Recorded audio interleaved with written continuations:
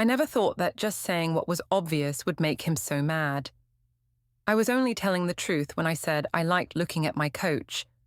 I didn't say that we had been sleeping together for 3 months, or that I was going to leave him for Marcus anyway. But as soon as I said those words, it was like I lit a fire, and everything went completely wild after that. The air around us became thick with something unspoken, a feeling of dread that started small but grew quickly. I could feel it in my bones, a cold shiver down my spine, telling me that something big was about to break. It was just a normal Tuesday morning. He asked about my gym plans for the day, what I was working on. Such an innocent question from someone who didn't know his girlfriend was sleeping with her personal trainer 3 times a week for months. My chest felt tight, a mix of guilt and a strange excitement. He talked about my fitness goals, about staying healthy, completely blind to the real reason I went to the gym. My mind raced, trying to find a normal answer, but a part of me, a small dark part, wanted to push things. I had been getting away with so much for so long. I should have given him a boring answer, like cardio or lifting weights. Something simple, something that wouldn't make him look at me closely. But I felt brave that morning, maybe because Marcus had told me the night before he was ready for us to be a couple. He had painted such a clear picture of our future, a life together, open and free. It felt like a promise of escape. So when my boyfriend, with his trusting eyes, asked about my gym time, I decided to have a little fun with the truth, a risky game. But the thought of his reaction, even a small one, was tempting. I told him my goals didn't matter. I just went because I had the best reason to keep going. My voice was light, almost too light. When he pressed me about what that reason was, his brow slowly furrowing, I smiled. It wasn't a kind smile. It was a knowing, almost teasing smirk. I told him it was Marcus, my handsome, very sexy coach who made every workout worth it. I even let out a small, quiet sigh, as if remembering something pleasant.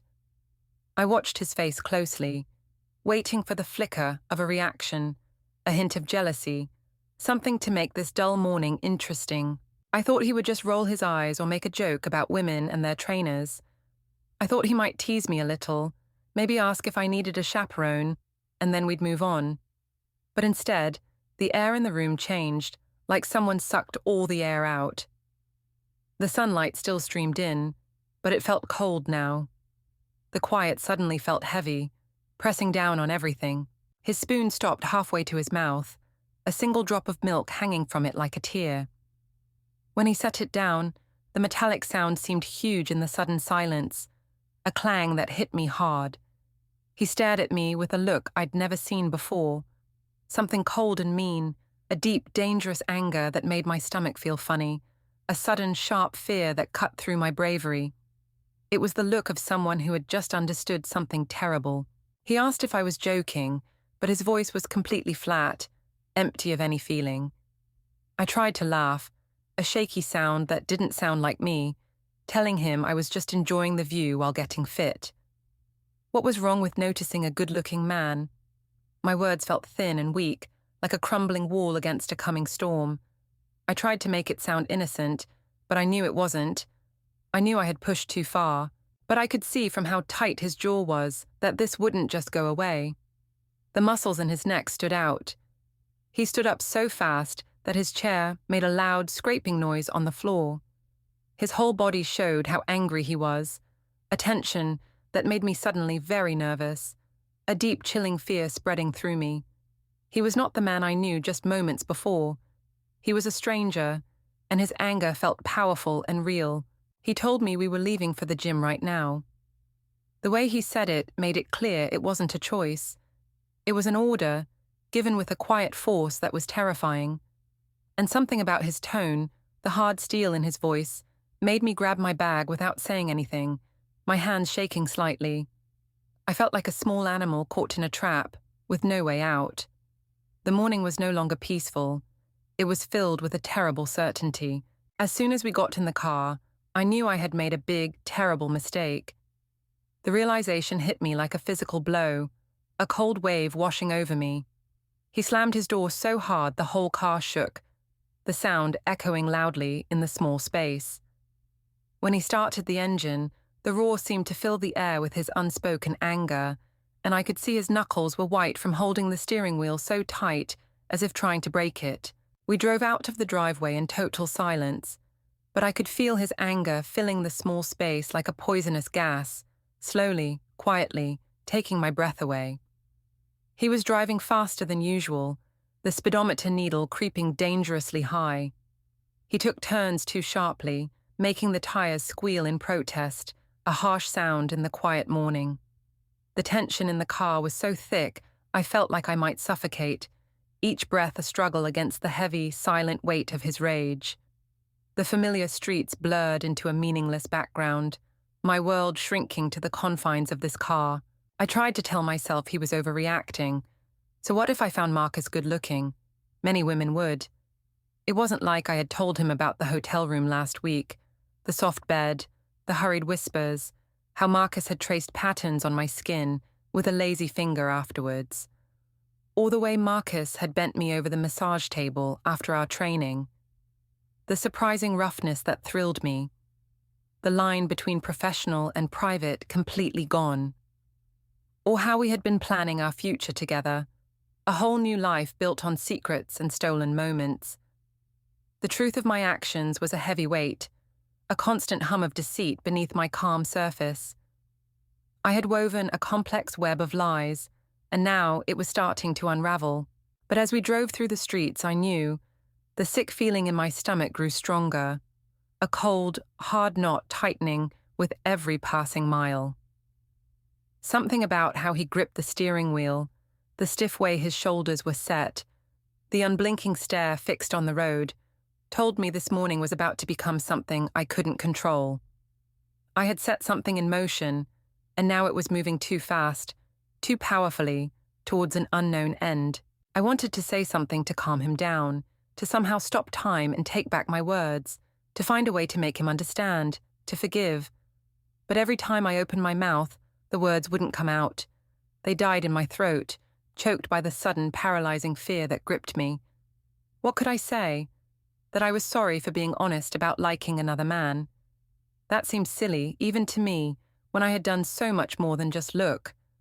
I had given myself to another man, body and mind, betraying every promise I had made.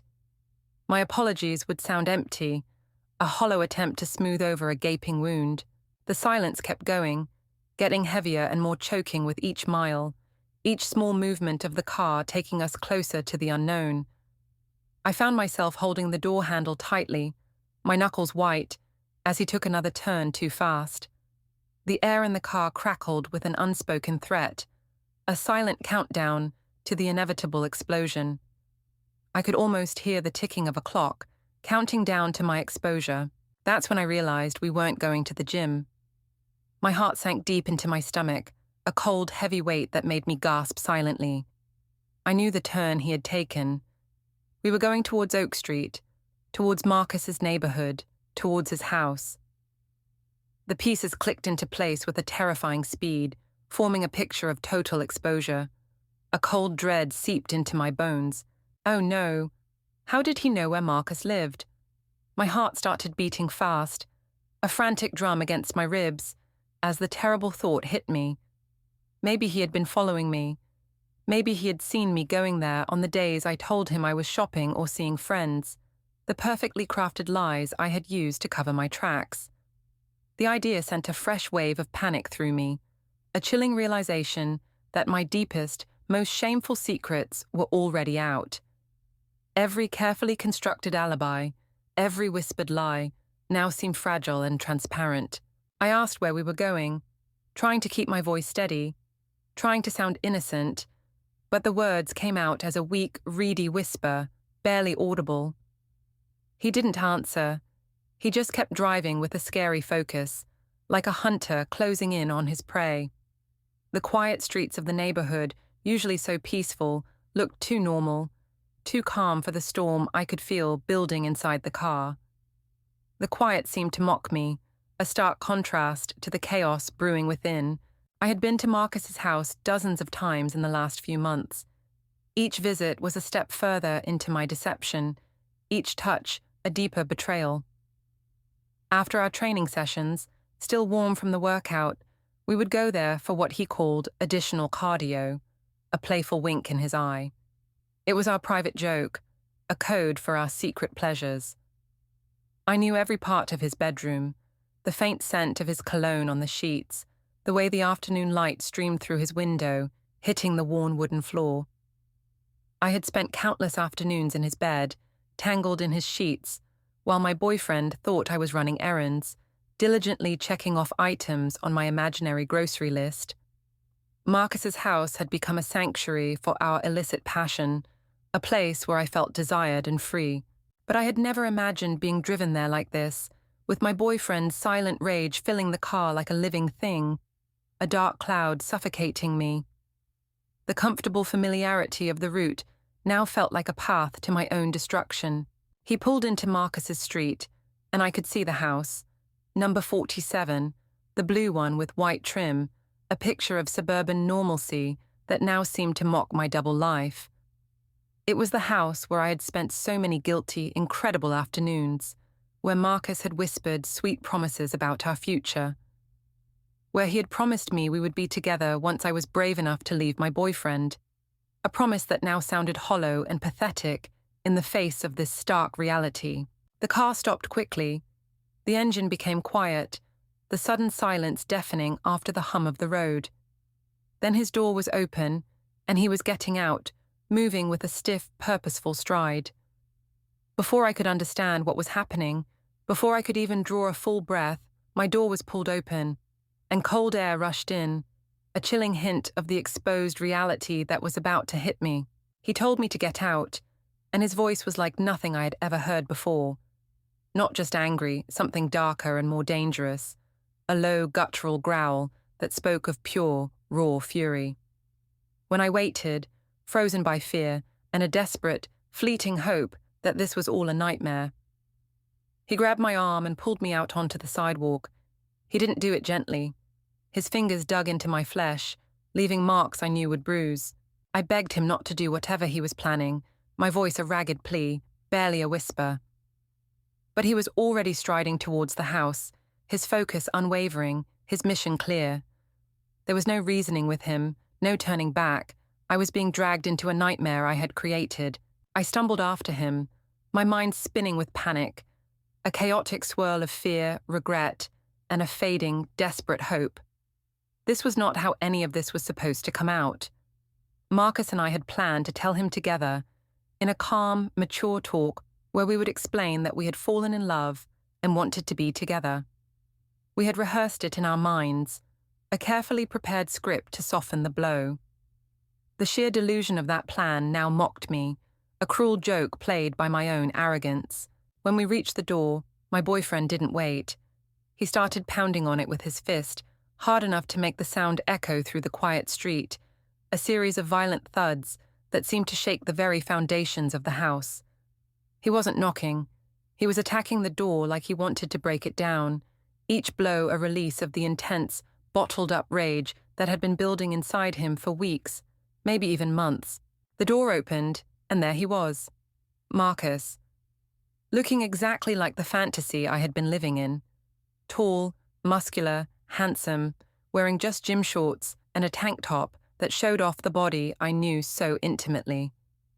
He was the picture of my secret desires, now exposed in the harsh light of a shattered reality. But when he saw us standing there, his face showed different feelings. First confusion, then a flash of recognition, and then something that looked almost like fear, a flicker of panic in his usually confident eyes. His eyes moved from my boyfriend's furious face to mine, and I saw the exact moment he realized this was not a friendly visit, that his carefully built wall of professionalism was about to crumble. The air crackled with unspoken accusations, the undeniable truth of our infidelity. My boyfriend didn't waste time being polite. His voice was low and controlled, but the words were delivered with the precision of a surgeon's knife, each one cutting deeper. He told Marcus he knew what had been happening, that he knew about the affair, about the lies, about everything. Marcus tried to act innocent at first, a weak attempt to confuse him, saying he didn't know what my boyfriend was talking about, that he was just my trainer. But my boyfriend didn't believe him. His eyes, cold and steady, burned into Marcus, stripping away his false act. Then my boyfriend said something that made my blood freeze. He knew about the hotel. The specific one, the room number, the dates, the small details I thought were secret to only Marcus and me. He knew about the afternoons at Marcus's house. He knew about the plans we had made together, the whispered dreams of a future that now seemed impossibly far away. The sheer depth of his investigation, the careful way he had gathered proof, sent a fresh wave of terror through me. He hadn't just suspected, he had known all along. I watched Marcus's face turn pale as he realized how much my boyfriend knew. The brave act drained from him, replaced by a stark, terrifying understanding. The game was over, and we had been caught, completely and undeniably. The air hung heavy with the weight of our shared guilt, a suffocating burden. What happened next was like watching a car crash in slow motion. The world seemed to slow down, each movement exaggerated, each sound amplified. My boyfriend stepped closer to Marcus, and I could see every muscle in his body tight and ready for a fight, like a wild animal about to attack. He told Marcus exactly what he thought of men who slept with other people's girlfriends, his voice a low, venomous hiss, each word a condemnation that cut deeper than any punch. The insults were brutal, raw, aimed to hurt deeply. Marcus tried to move back, tried to calm the situation, his hands raised in a weak gesture of surrender. But my boyfriend wasn't having it. He shoved Marcus hard enough to send him stumbling backward into his own house, a clumsy, undignified fall. The force of the shove wasn't just physical, it was meant to show power, to shame him. That's when Marcus made the mistake of pushing back, a small, futile act of defiance, a desperate attempt to gain some control. The fight that followed was quick and rough. These weren't two men just throwing wild punches, a messy, uncontrolled brawl. My boyfriend had been waiting for this moment, planning for it, sharpening his anger into a precise weapon. He hit Marcus with a careful precision that was terrifying to watch, each blow calculated, each impact sickeningly deliberate. He had clearly imagined this moment, practiced his revenge in his mind. I screamed for them to stop, my voice raw and hoarse, but my words seemed to come from far away, a distant, useless plea, lost in the violent storm. Marcus tried to fight back, his movements slow and clumsy, but he was caught off guard, still reeling from being found out, his usual confidence shattered. My boyfriend had the power of pure rage and the surprise attack, a deadly mix that left Marcus helpless. When Marcus hit the ground, I thought it was over. My breath caught in my throat, a silent prayer that the violence would stop. But my boyfriend wasn't done. He grabbed Marcus by his shirt, pulling him up, and told him exactly what would happen if he ever came near me again. The threats were very specific and frightening, whispered with a chilling intensity. They made it clear this wasn't just about saving a relationship. This was about punishment, about making him pay, about showing who was in charge after being deeply disrespected. He wanted Marcus to fully understand what he had done. My boyfriend let him go, and Marcus quickly moved backward, away from us, away from the violence he had not expected, a broken, defeated man. He looked at me one last time, and what I saw in his eyes wasn't love or care. It was disgust, a raw, undeniable revulsion. Like I was something dirty he wanted to wash off his hands, something he had foolishly touched and now regretted. My heart, already broken, shattered into even smaller pieces. Then he was gone, disappearing into his house and slamming the door behind him, a loud, final sound marking the end of our secret affair. The silence that followed was heavy, filled with the ruins of what had just happened.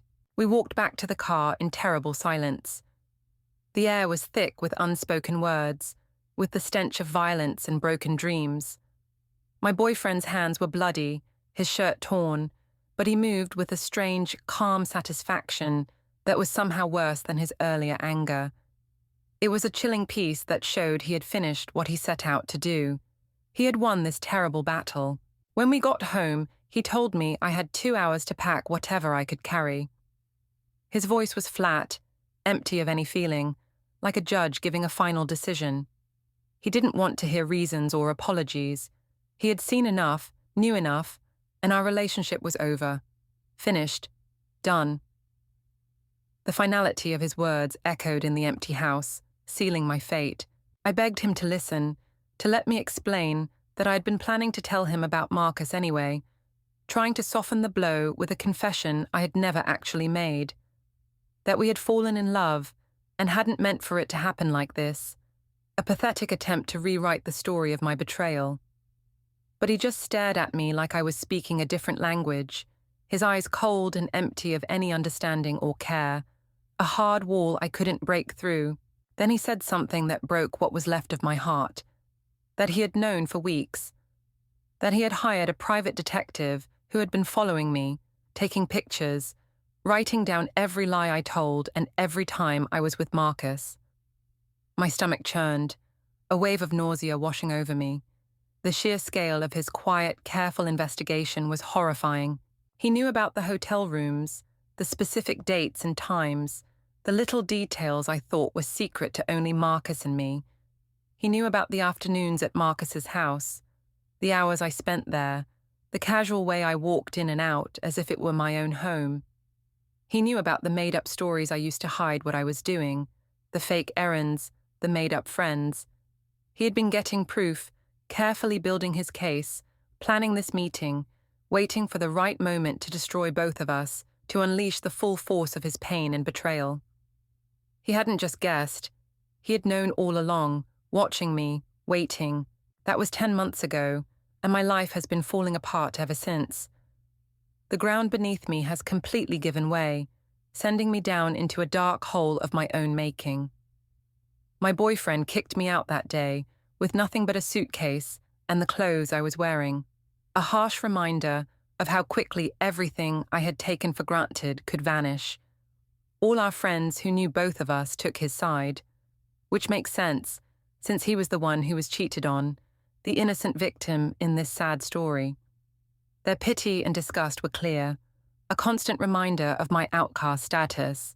I tried to call Marcus after things calmed down, thinking maybe we could fix something, a desperate hope clinging to the illusion of what we had shared. But he had changed his phone number and blocked me on everything, a clear and strong sign that he wanted nothing more to do with me. When I went to the gym looking for him, they told me he had quit and moved to another state, disappearing as completely as smoke. Apparently getting beaten up by a client's boyfriend and having his good name ruined was enough to make him realize our relationship wasn't worth it. So much for all those whispered promises about us being together, about him loving me more than anyone ever had. They were just words, easy lies for a man who never planned to truly commit. The deepness of his lack of care was a very bitter pill to swallow. I found out later, through a friend who hadn't completely cut me off yet, that he had been sleeping with at least 2 other clients the whole time he was with me. The big love story I thought I was living was just another normal day for him, a casual fling in his endless line of conquests. And when it got hard, when the bad things he did came back to him, he just left without a second thought, leaving me to face all the problems alone. He was good at both fitness and cheating, and I was just another mark.